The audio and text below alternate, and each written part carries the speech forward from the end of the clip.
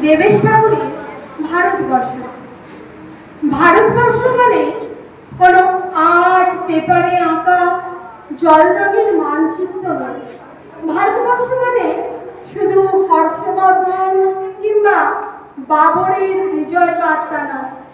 ভারতবর্ষ মানে বিজয় সিংহের সিংহল জয়ের ফ্যাসিস্ট গৌরব গাথা নয়।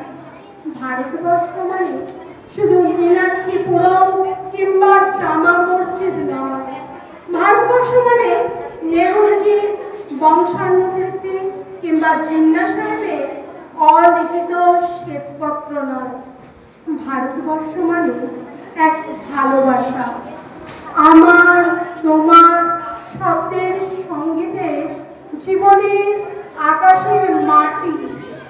আমাদের প্রাইমারি স্কুলে পড়ুয়া সাহেব সাদা দাড়ি মাথায় বেশ ভিড় করাতে আমাদের ডান পা বাবা সর্ষে সতর্ক করতে বাবা সকল পা আর হাত মিলিয়ে মিলিয়ে খেলো।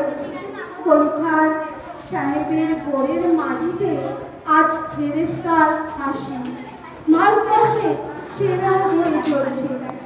বন্ধুদের হাতের কর্মীকে শিব মন্দিরের গায়ে কত ফুল কাটা আর তার জোগাড় হয়ে মশলা মাখছে ঈশান বাউরি, নিয়ামত শেখ আর গোকুল মাহাতো।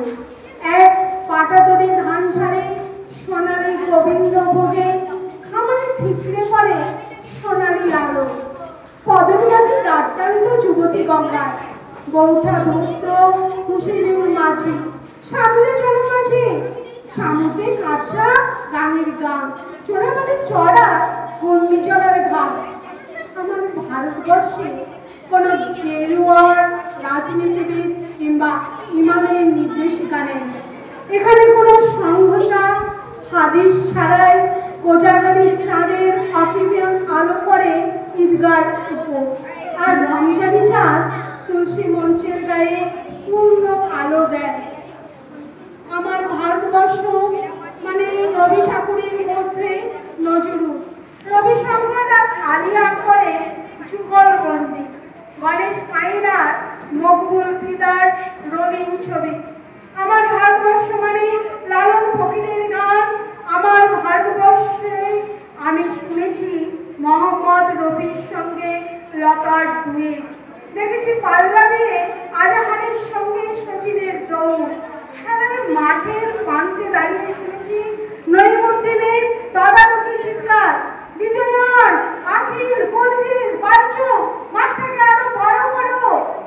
মাঠ দিন দিন ছোট হয়ে যাচ্ছে, মাঠটাকে আরো বড়